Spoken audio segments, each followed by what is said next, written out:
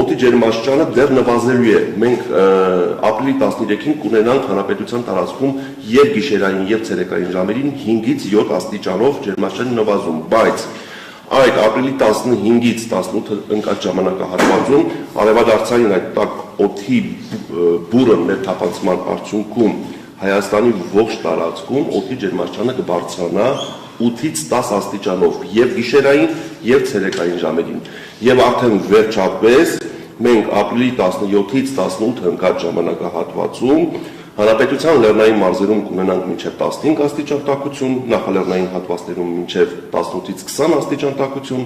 Արարատյան դաշտում, այդ թվում նաև մայրաքաղաքում օդի ջերմաստիճանը կհասնի մինչև 20-ից 22 աստիճանի։ Ապրիլի 18-ից սկսած տաքօդային հոսանքները կպահպանվեն, բայց Հայաստանին կմոտենա հաջորդ ցիկլոնը, ինչի արդյունքում տեղումները, բայց արդեն անձրևի տեսքով կրկին կվերսկսվեն։